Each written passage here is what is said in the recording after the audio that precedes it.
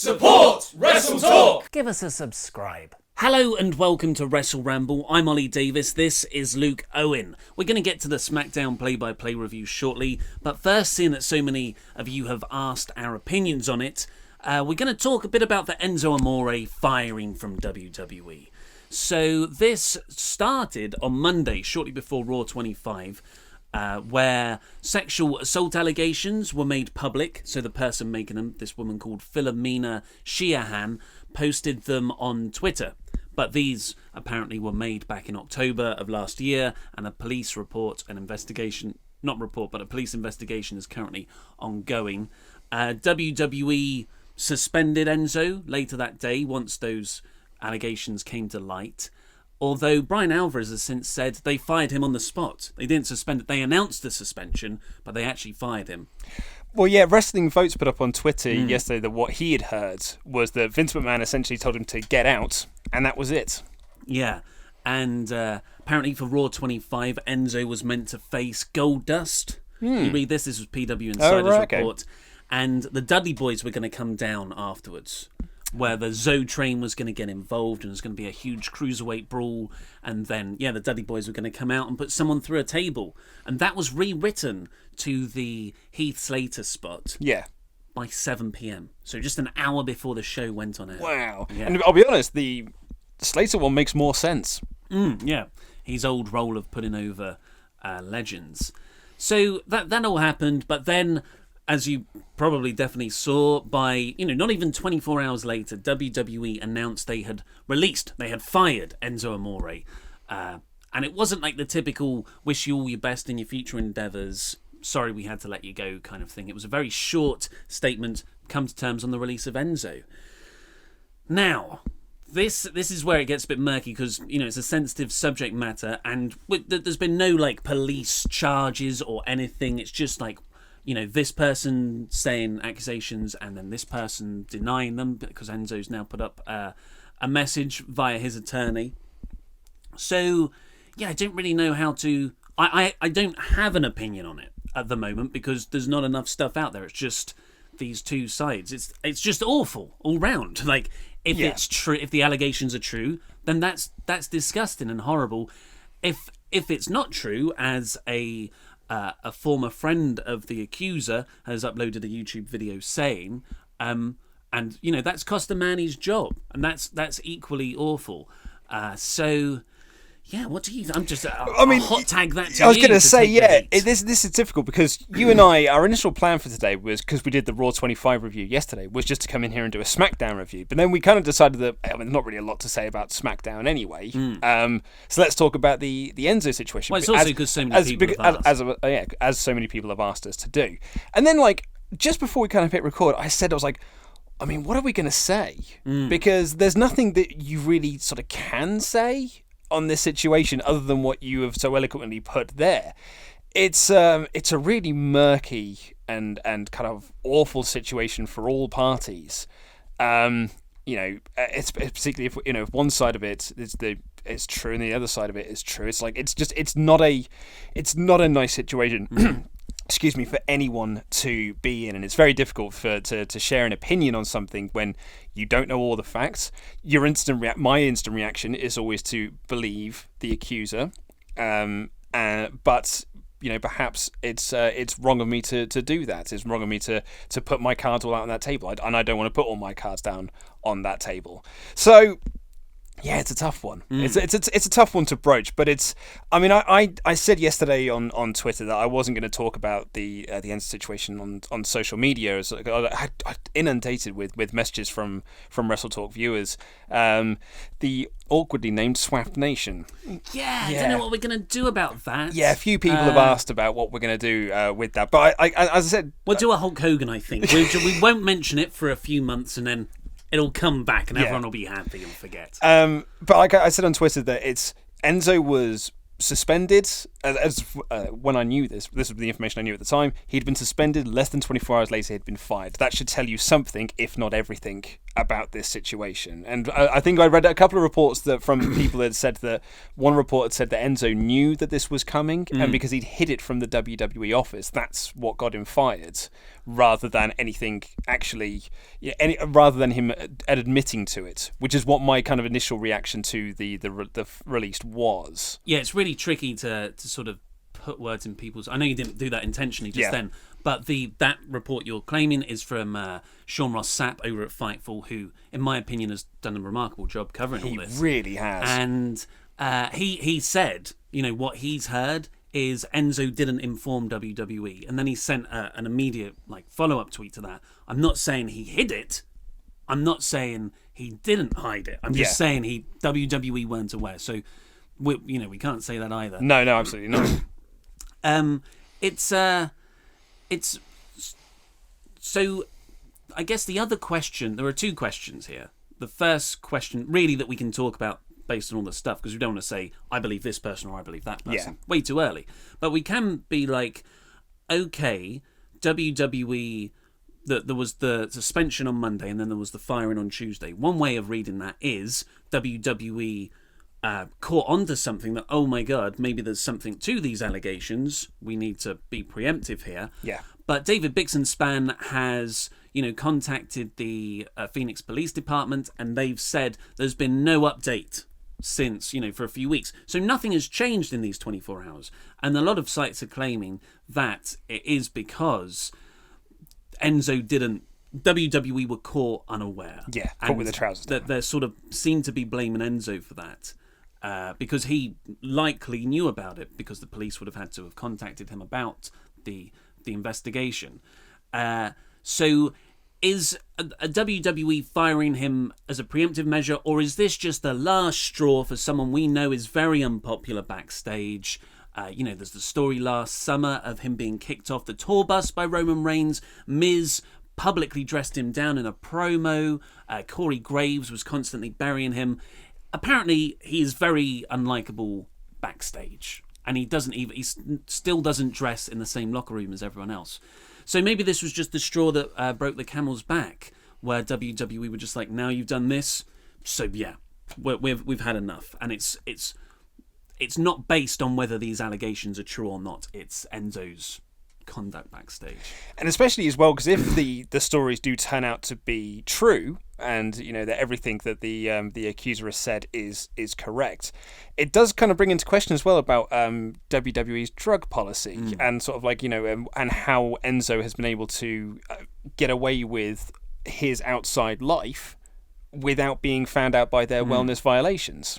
Yeah, that's I guess that is another question that could be quite just nasty for the WWE to deal with. Yeah. But I guess the second question, when I said it earlier, is if Enzo is proven innocent, and that you should always treat people innocent until proven guilty. Treating innocent to proven guilty. And a man's lost a job currently because of unproven allegations. It's a bit of a murky thing. Should WWE or would WWE take him back if he is proven innocent? I mean, anything can happen in WWE. Anything. It's their famous phrase. There are certain people who thought that. Okay, so I've reading a couple of sort of wrestling forums and stuff, and a lot of people talking about this, and reading stuff on social media, reading stuff on YouTube comments and stuff. By the way, actually, I'd like to say thank you to all of our viewers. The majority of you who weren't horrible in your comments. There was obviously a couple of ones that kind of seeped through, but everyone was mostly respectful with their comments, especially on such a sensitive subject. But kind of like a lot of the discussion points about whether or not WWE would bring back Enzo is that, they haven't brought back Hulk Hogan yet, and that was from a couple of years ago, and he was guilty of what he had said, and that was very public. But there's always been that thing of he could return at some point. There's always this down the line whether he might come back. WWE are very open, probably very open to having him back. Behind the scenes, not going to say that publicly, but behind the scenes are probably quite open to having them back. And as someone quite rightly said, they have the Warrior Award. The Warrior Award that they give out every year at the Hall of Fame is meant to be this thing. That's meant to be this big impassionate thing about like these are the true warriors of the world, the true brave soldiers, and the brave souls that we have on planet Earth. That is based around a man who said some very, very horrific things in a very public setting, and WWE welcomed him back with open arms. Not the fact that he left the WWE on quite horrific terms, in the 2 occasions that he did leave. So anything is possible, I suppose. But it's with the current climate that the world is in, especially with Me Too and the Weinstein allegations and all this sort of stuff. The allegations, but the Weinstein scandal, I should say. Is it a different climate to welcome someone back who has been accused of this, even if proven innocent? Well, I think he's always going to have that stigma around him, I suppose. But it comes down to are you going to do this as a PR exercise? I guess PR would say keep away from him, even if he's proven innocent, as cynical as that is. But as the right thing to do, I think if a man is proven innocent or anyone is proven innocent of something, the right thing to do would be to re-employ them. But Heath Slater was. But that's based on if they fired him for this. Yes. If they fired him because they just had enough, this was like him not informing them. That's a different thing, and they're just sick of his behaviour. Probably the right thing to do is to keep him away, because he's not an ideal employee. Separate to all the allegations and accusations, he's not an ideal employee by a long shot. It seems he's disliked backstage, and you run that risk of, okay, you bring him back, maybe he then is like, I've got a second chance, I'm going to really reform my behaviour, or he might think he's invincible and I got away with this and I was persecuted unfairly, and then he becomes even worse backstage. But there's a parallel to, and it's particularly problematic for the cruiserweight division, it seems, at the moment, and that's Rich Swann, who just 3 weeks prior was properly charged for a domestic violence. I can't remember what it was. Assault and battery, something with his wife. Kidnapping. Was it kidnap and battery? False imprisonment because he had her in the car. Yes, that's right. Yeah. So, and he still hasn't been released. He is suspended while the investigation's going on. Mm-hmm. So yeah. It's a tricky one. Rough old time for the cruiserweights. You're looking outside of looking very much within the WWE bubble. Rough old time for the cruiserweights. You've had Neville walk out. You've had Austin Aries quit. Yeah. Then you had released. And then you had Rich Swann and now Enzo. It's not a great time for the purple brand. Let's get on with SmackDown. It's a SmackDown review, Maggle. I love it. We got us a flying Uso. Woo! Okay, we got through that. Okay, I think we did that okay. I think Didn't put our foot in it. We're deeply apologetic. I think that the reaction to that might be better than me saying the Revival weren't buried. Let's not run into this again. We kicked off SmackDown, which was the 18th and 3rd anniversary show. Oh, I see what you were doing. Yeah, right. I should have. I'd made a note. Find out the episode number for anniversary. But I was too lazy to do that. Okay. So I just did some mental maths, which is probably completely wrong anyway. Yeah. Good job. Thanks. It opened with Kevin Owens and Sami Zayn coming down to the ring, and they were like, "It's time to look at the future of WWE, not all that nostalgia stuff on Raw 25 last night." They did their Yep stuff. They said they're going to take AJ's title. And not only that, this is what I liked about it, because I like physical violence in wrestling. It's the point. They said they're not just going to take his title, they're going to hurt him. Mm-hmm. So it makes it more of a blood feud. I like that bit of the promo. Played into the main event as well. Really, really nicely. Justified AJ's strategy. Mm-hmm. Yeah. Well, otherwise it'd just be a bit of a douche. So Styles then comes out and runs them both down. And did you get, for a moment, it looked like AJ forgot his lines? Someone forgot their lines. I thought it was Kevin that forgot his lines, because it felt like it was Kevin was meant to say something and AJ was going to say something to prompt him into his lines. But yeah, there was kind of this awkward pause for a little bit. Awkward pause. Very good. Very much a visual gag. Yeah. Yeah. For I'm doing... to use a Luke catchphrase, I'm doing hand paws on Luke's shoulder for podcast listeners. Nice, good work. Thank you. So there was a bit of an awkward pause, but AJ is. What I really liked about this is that it's that nice bit of continuity that I quite like on SmackDown sometimes, where Kevin Owens and Sami Zayn said, like, hey, the only reason you're in this match is because you, out of frustration, said to make the match. And now here you are in the situation. But, like, I think you might have said that you would fight both of us on the same night. Oh, if only there was something we could look at to see if that were true. Footage! Yeah, they really got over the footage thing to me. That felt like they're very good together. But Kevin Owens and Chris Jericho would have done that better, with the whole footage. It gave me a flashback to that really, really good moment where Owens and Jericho were blaming each other for the Survivor Series loss. Yeah. And they're like, okay, we'll say it on 3. Who's really to blame? And everyone's like, oh no, this is the breakup. 3, 2, 1. Roman Reigns! Oh, they hug.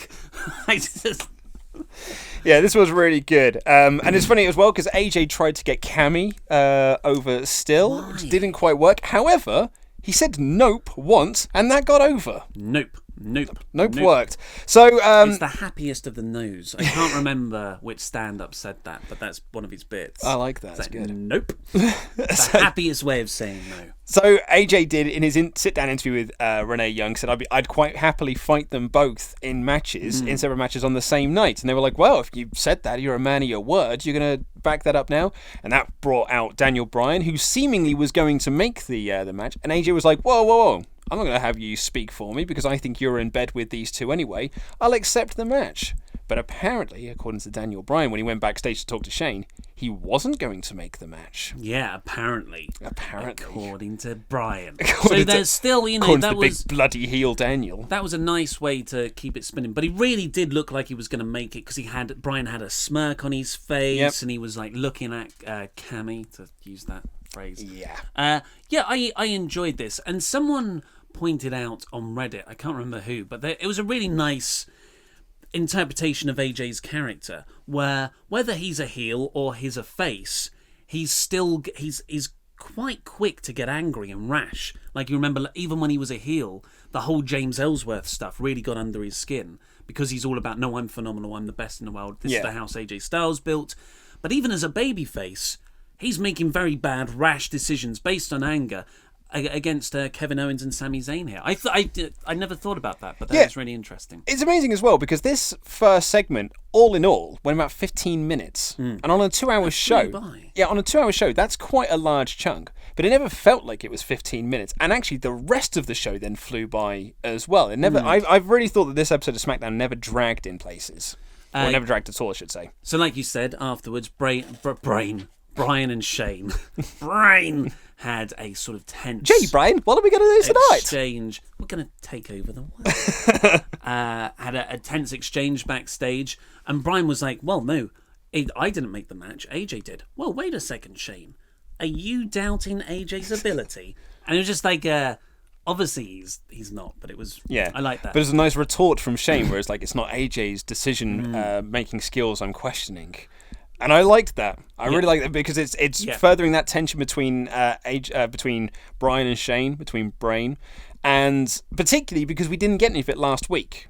Because last week was focused 100% on the US Championship Open Tournament. So it was nice to be able to get like that 15-minute promo kind of recapped the feud, it furthered the feud, and still built up this tension between Bryan and Shane. I thought it was a really successful opening segment. I think that's why I enjoyed it so much, because I did feel like for 8 weeks we'd had the same stuff over and over again, and it was too slow in its incremental building of the feud. But because, like you said, we had a week off from this last week, I was actually quite interested to see what they were going to do here, and it didn't have Daniel Bryan come out and Shane come out. Yeah. It was that Bryan and Shane's involvement was actually very limited. And even in the main events, their involvement was limited outside of Shane's initial announcements, which I also really liked. And that's a really excellent point. I hadn't actually considered that, but because we had a week off from it. Thank you. You're welcome. Because you actually made the point in the first place. Well, that we had a week off from it. Yeah, no, but I didn't really equate that. That's an excellent point. Now you bring it up, Ollie. No, I am a genius. No, I actually was making the point that because we didn't see any of it last week, so it was good that we had this kind of recap thing. I wasn't looking at it from we had a week off from it. Thank God. but now it's back. We can enjoy it again. But I like that point. But there was something significantly lacking here. Which was?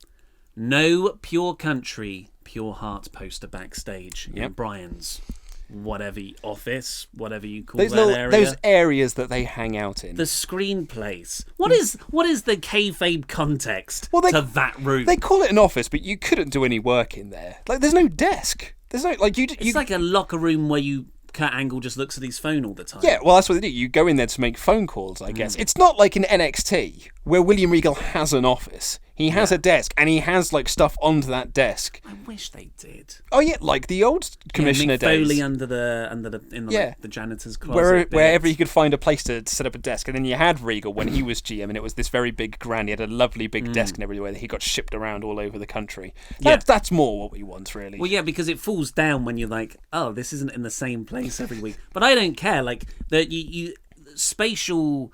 So getting a sense of space is so important in world building. Like if you know this is where the office is, if you know this is where the locker rooms are, the catering. When you do those backstage bits where Braun Strowman goes on a rampage, it makes it gives everything a more coherent feel. But at the moment they're just, I can't remember the philosopher who said it, but they're called non-spaces. There's like an airport. It's nondescript. It could be anywhere, and it doesn't have any identity.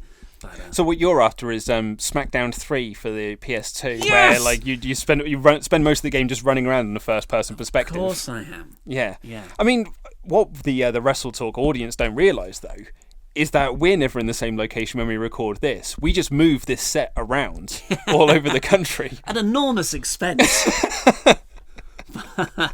Yeah, but to no live audience either, Exactly. or a very quiet live audience who pop at nothing. So next up, we had a given the time that the TV time they had, a pretty. I don't think they could have done anything more with the time they had. Chad Gable beating Jey Uso. Really enjoyed this. Good fun. And actually, I would say that across the board, with the exception of the women's match, good fun wrestling across the board on this show. And I really liked how Chad Gable essentially out-wrestled Jey at the start because that's his wrestling style. But then when Jey took over, it was all about dives, and it was all about this, and it was all about that. And then in the end, Chad Gable hit a wonderful rolling kick. And then German. No, he hit the rolling kick. Sorry. Yes. And then hit a wonderful. Like, I love the Chaos Theory suplex, but he's just crisp when he does bridged it. with the pin as well. Yeah, and that's how he won. That was beautiful. It was good. I mean, I wouldn't do it as your big go home angle for the match at the Royal Rumble. No, I suppose It's like, not. Yeah, and that's my criticism of this episode. It was a solid SmackDown episode, but did it make me excited to see the Royal Rumble outside Randy Orton? Which is saying something. Well, actually, no, it didn't. I don't know, because people who have probably seen my SmackDown review because it'll have gone up. Haven't yet. You haven't yet, but this made me look forward to their match this Sunday, mainly because I think it'll be a really fun match. But I thought that anyway, because they're going to have a good match when they finally get time, and it's not going to be unless it's on the pre-show. No, I think the Raw one's on the pre-show. Oh, good. At least I think that's what they said. I might have phased that in. They still do adverts on the pre-show, which is stupid, because it's just WWE adverts. Next up, we had Baron Corbin versus Nakamura. And Shinsuke Nakamura doing a backstage interview. And Nakamura kind of laid out his Royal Rumble strategy, which is, I'm going to give a knee to the face to this guy. CM Punk return confirmed. Yep, a knee to the face to that guy. And then this guy, and then this guy. I think that's pretty good strategy. I think that's a pretty solid strategy. Although you'll have that one commentator, it's usually JBL. Unfortunately, he's not with us anymore. Whereas it sounds like he's dead. Whereas Alec is dead. But where he would be like, you don't hit big moves in Royal Rumbles because then you can't. Like then you got to pick them up and throw them out. Actually, hitting a finisher in a Royal Rumble is an idiotic tactic, as some might say. Unless it's one where they spring back over. Right. Like the Revival did. Like, you hit the X Factor and then just get back up and like, whoa, bounce back. FA mouse, whoa! You got to bump and feed. Come on, keep it going. So Baron Corbin, I actually thought delivered a promo and retort to Shinsuke with fire and passion. Yeah, I thought this was a nice little interview segment. And this set up a match between them later on. Next up, we had Ty Dillinger saying he's entering the Royal Rumble. I wonder which position he's going to come in at. I hope he comes in at number 9. Yeah, That or 11. Yeah, it's going to be so good. and then just coming out just like looking at 10 and being like, huh? Yeah. That's a perfect way to troll the audience. Or Roman Reigns. Number 10. Even better. Yeah. Oh, I hope they do. That. That'd be so great. So, Ty, I like this. This was so much better than all the mobile phone promos they did last week. It still wasn't amazing, but he held the phone there and he was talking into it. And when he went to do the 10, he realised he could only do it with one hand because he was already holding the phone. Yeah, I like that. That's good stuff. Next up, we had the women's segment. Yes. The women's segment, as usual, because they all are crammed into one bit. Yep. Naomi took on Liv Morgan. The undefeated streak comes to an end. Liv Morgan pinned on SmackDown Live. So the camera was not interested in the Riot Squad. Because for the first couple of minutes, I thought, is Liv Morgan out there by herself? She didn't. Did she get an entrance? It was in the break, yeah. And it was only the camera didn't show Sarah Logan and Ruby Riott at ringside. You'd only see them from the main shots in the background. So I thought that was a bit of a... I mean, there was a lot more stuff to show here, but it's another sign that WWE have completely lost interest in in the Riot. Yeah. They don't care about the Riot Squad whatsoever. But I mean, this wasn't really a match. This was more just a setup to do the Royal Rumble angle that came afterwards, which was like Naomi just get a pin, hit a sunset flip, and won. It was devastating sunset flip. It was very, very quick, and nothing really to the match. But then sort of everyone sort of got involved, and they did spots where they all threw each other over the top ropes. Bit sloppy in places. It almost felt like they hadn't talked about what they were going to do. So some people went for others, and then realised they were meant to go for someone else. Bit sloppy, but I did like the final moment of it, which is when Becky grabbed her ally Naomi and went to throw her over, but Naomi grabbed hold. Yeah.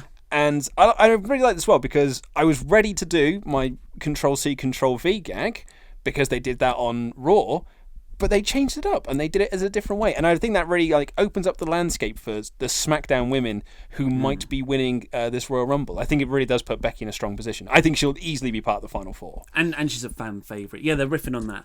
Okay. I mean, this was, to be honest, I wasn't into this segment at all. But at least it was different. Speaking of sloppy... I saw a clip. I haven't watched the full match yet from Mixed Match Challenge. Oh, I haven't watched it yet. So it's sort of it seems midway through the match. Asuka and Carmella are in the ring. The referee or someone, because the referee's lips aren't moving, but you can hear it on a mic. Asuka's going over. It might be the ref telling Miz. Surely you would know that before going in, though, right? Yeah, I thought that too. Yeah. Or maybe, I don't know how they clue people in. So after this, Charlotte Flair comes out, the champion, and says, good luck to the winner, whoever it's going to be here. Good luck to all of you, but better luck to the winner because then you'll have to face me at WrestleMania. Yep.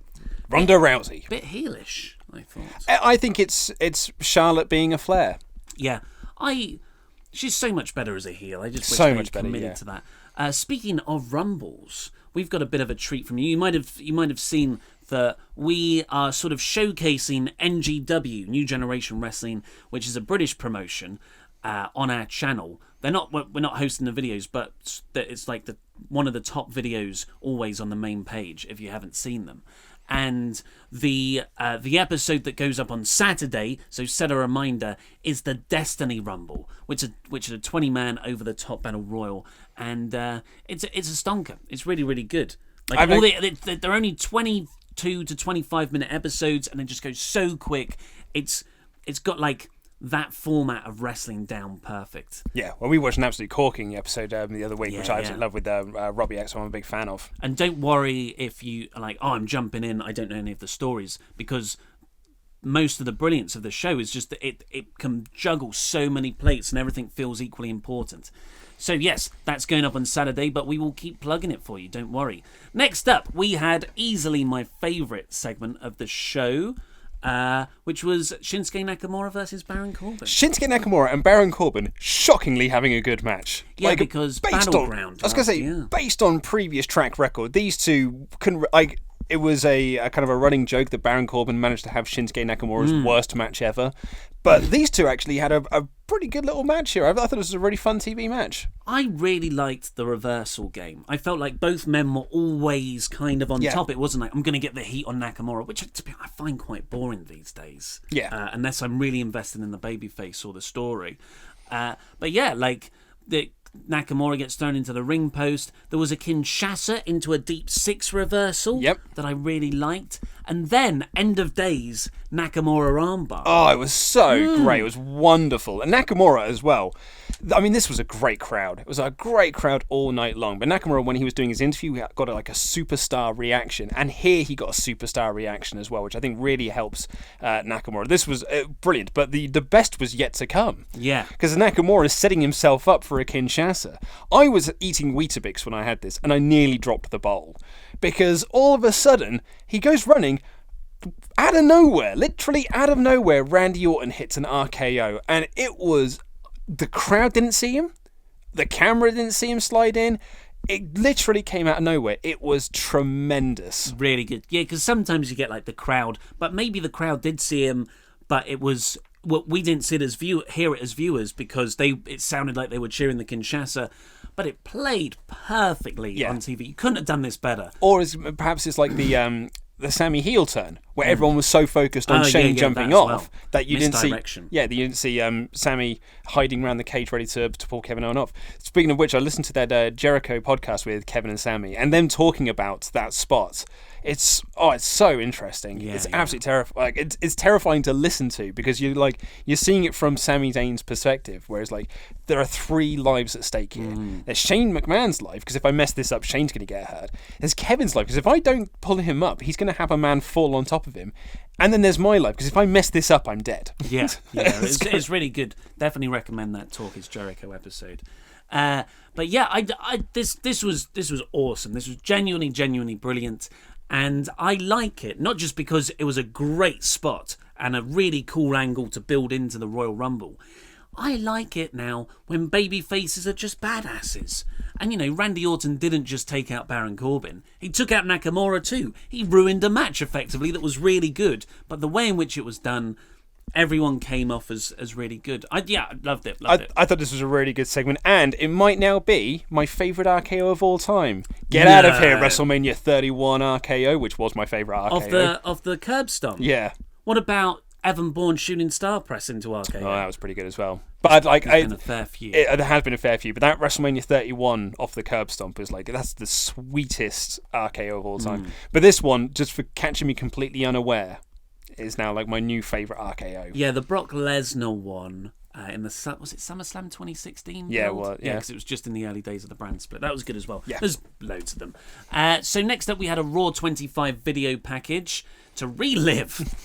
It seemed more enjoyable than it was. That is WWE's great skill. Is they can edit video packages to make things. Look at how the way they edited last year's Survivor Series. They made it look like Kevin and Sami cost SmackDown the match. Like a coherent story. Like it all made sense. If you watched that video package and you hadn't seen Survivor Series, you'd go oh yeah, I could totally get that. That is exactly what happened. Imagine, I guess it's. WWE's video packages are a way of brainwashing and conditioning the audience and rewriting history. Imagine if the editors didn't have to sort of make sense, if the story made sense already. Yeah. That'd be even better, I guess. But my one thing was they just couldn't help themselves. I did feel like DX took up an unfair amount of time again, and they had a little shot of the tank invasion, didn't they? It's just why? Drop it! Okay, but it was the key to the Monday Night War. It started the war and it won the war. So I don't know anything about women's wrestling, pre-90s, really. But I imagine people who do, when they hear, Mae Young's the best female wrestler of all time, because that's what WWE keep telling us all. They're like, you're an idiot. I'm going to be that guy in 15 years' time when kids who've grown up in either the noughties or the teens are saying, man, did you live through the tank period? Mankind! Austin! No, mate, they're not on the front covers of the DVDs. So, next up we had Kofi Kingston and Xavier Woods. Big E, of course, was sitting out because he had a mixed match challenge match later in the night. And Bobby Roode taking on Jinder Mahal and Rusev Day. Another fun little TV match here. It was I particularly enjoyed the New Day miming Bobby Roode's entrance, and I thought actually it's the first time I think Bobby Roode's been really good as a babyface when he was cutting his promo about like what better place to debut the United States Championship than in the nation's capital. I thought he was actually really effective in his babyface role, and I liked his stuff with the New Day where it's like, it's going to be absolutely delightful, delicious, and then whatever Woods said. I thought it was a nice little banter back and forth between them. And then the match was just, here is 2 minutes worth of perfectly fine wrestling, babyfaces win, everyone feels good. It was, they don't usually do this. The match started in the commercial break. Usually they kick off the match and then they have the break. I was kind of hoping like, are they going to sort of do a promo? And I can watch the promo in the little shrinking ad screen. But no, they just started the match. It was fine. I'm a bit over having short matches in commercial breaks, though, especially with the Gable Uso match from earlier. But the New Day throwing pancakes at the commentary table afterwards while they were doing a network plug. Yeah. Corey Graves. He's either really good at pretending to be annoyed or he's annoyed. I was going to say, I think you could almost see him trying to stifle a laugh because like a pancake more or less hit him. And it was just like, and it was almost this look on his face like, they're trying to make me laugh on camera. I love that. So people having fun. Put a stop to that, mate. Might get over. But, okay, or let's just move that to the WWE Network exclusive. Hi, Fashion Files, how you doing? It's going to be the new thing. Hi, Colt Cabana, how you doing? Then we had the main event of AJ Styles versus Kevin Owens, and then AJ Styles versus Sami Zayn. Yeah, so Shane McMahon came out like as they were doing the introduction to Kevin Owens. It was like Shane McMahon came out and was like, hey now. They were going to have these matches, but Sami Zayn, you're barred from ringside, and Kevin Owens, if you try and interfere in the second match, or if any of you try to interfere in the matches, not only will you lose your Royal Rumble match, you'll both be fired from SmackDown Live. They're, lovely stuff. Fine. Yeah, and the actual match was structured quite well, as Shane was saying that Owens was saying off mic. Brian said it was okay. Which was, I thought that was a nice wrinkle. And so in the actual match, Owens injured his leg, but it's like not real life injured, but kayfabe injured. So he wasn't playing possum off a cannonball. Into the corner. Cannonball, and he sold that quite well. I always get because it's like the injury month at the moment. Yeah, I think I was a bit like even when he was lying on the outside, he had like his head over, like his hands over his head and stuff, and I was like, that's the reaction of someone who's realised that they've just injured themselves before a pay-per-view. Yeah, but I mean, as soon as that leg injury happened. In air quotes again, AJ Styles put him right in the calf crusher, at which point I knew, no, this is a spot. Calm down, Ollie.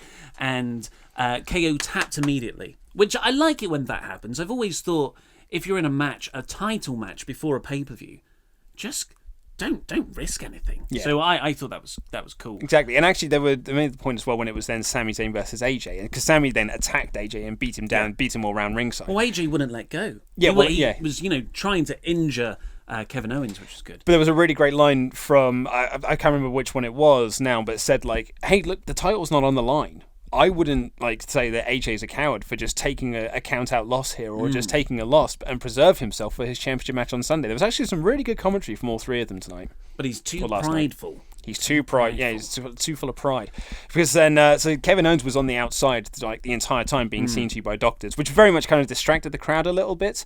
But once AJ then started making a comeback, the crowd just popped again for AJ in the ring, which I really enjoyed. And I thought these two had some really solid fourth back and stuff. Yeah, I really enjoyed this.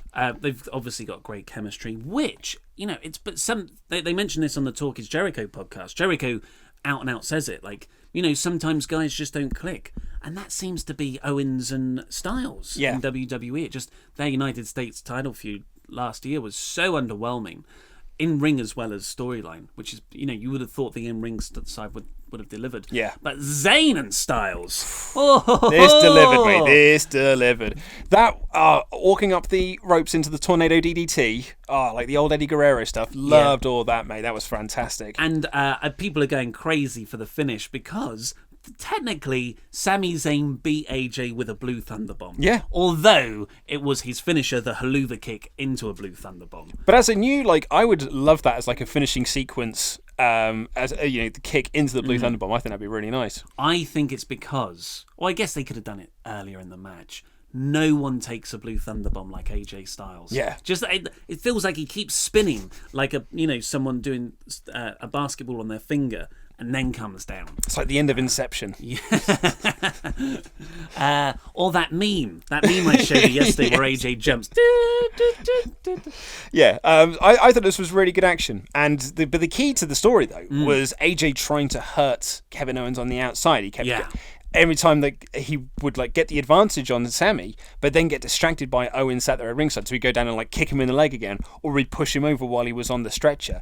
And every time he lost focus, Sami took over, or at the end of the match, won. Yeah. And I thought it told a really nice story. Because it's AJ, as he tied into his promo at the start, where he said he's going to hurt them tonight, but it also builds up the handicap match, because essentially what that match that they just booked there says, even if AJ injures one of them on the outside, he's still got the other guy to deal with in the ring, and that guy might still win. I think that was a really, really nice storytelling in a match. And it gives them an out if Cammy lose. Owens has got the leg injury. Yeah. AJ injured my leg before we went in. It's it's a nice heel reason to get out. The one criticism. Oh, here we go. Very... Cynical Ollie here again. Well, it's almost... There's a compliment in here somewhere as well. Sami is so good at being a babyface, and he was so good as a babyface for so long. I don't think he sold the concern. When he was concerned about Owens on the outside, I felt sympathy for Sami and Owens more than, and I felt like AJ's a dastardly heel. But you can do that where I still don't like the heels, even though they're showing human emotions. Yeah. I just, Sami said in that Talk is Jericho podcast, he is, finding it quite hard to adapt to being a heel, because he's, even in the Indies, hardly ever played it outside of a few exhibition spots. I was going to say, he said in that interview that he's always been babyface. It's like in his very early days, he might have done a couple of heel things, but like ever since, he's only ever been babyface. Yeah. So this must be, now he's almost learning from scratch. It's learning on the job to how to be an effective heel. Yeah, and he's just got he's just got a cheery face. So I immediately reroute to get behind Sami. My favourite thing as well, because I was thinking about this, because it was they were talking about it on Talking Simpsons on another great podcast about this particular scene. Do you see when Sami first turned heel, and the way that he kind of dances down to the ring and stuff, and everyone was starting to use that gif from The Simpsons where it's Nelson is just walking as Kevin Owens while Martin Prince dances around him. It's like, oh yeah, like I'm the Martin in this scenario. And he said that to a friend, and a friend was like, you never want to be the Martin Prince of your tag team. Yeah, very good.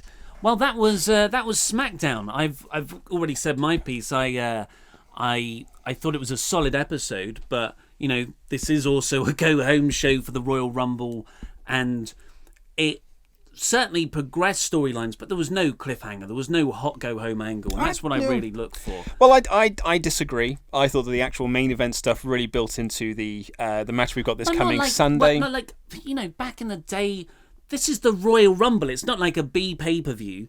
It's arguably your second biggest of the year, and back in the day, I would be just full of anticipation and barely able to think about anything else after watching SmackDown on a Saturday, or watching a clip of Raw. But there's nowhere near the level of excitement. You're getting cynical in your old age. I think WWE has definitely gotten lackluster. I could agree with, but I actually think this was a very, every segment on this show was designed to build towards the Royal Rumble. There wasn't a throwaway segment on this show. But that's what you should do 2-3 weeks ago. Well, yeah, all right, but compare that to Raw. Was there a segment on Raw did every segment on Raw build towards the Royal Rumble? No, but I didn't like that either. That was a very bad go-home show. We've reviewed go-home shows in the past where we have said, it was a dreadful go-home show because it didn't build into the pay-per-view. I felt that every segment on this show was building into the pay-per-view, particularly for the WWE Championship match, particularly for the Royal Rumble itself. Tag Team Championships, they could have possibly done something else, but still, I'm excited to see that match. And the Women's Royal Rumble as well. I thought the Women's Royal Rumble segment was much more effective than the one they did on Raw. So I disagree, actually. I actually think this one, and I was going to say, I really like the that. Asuka one. Yeah, but I actually think this was a very solid go-home show. So what did you give it? Smacktastic. You gave it smacktastic. I'll give it smack bang in the middle. Yeah. Just because my expectations for a Royal Rumble go home show are higher. And you're than so for a cynical. normal episode. And because I'm a cynical asshole. Did I tell you that I got a message from someone yesterday after last week of people saying that I'm far too critical on WWE? I'm now a stooge. You're too forgiving. I'm too forgiving on it now. Can't win, mate. So click the videos that have just appeared below us to catch up with the latest WrestleTalk news or WrestleRamble, and of course subscribe to this channel. This has been Luke Owen, I've been Ollie Davis, and that was Rambling.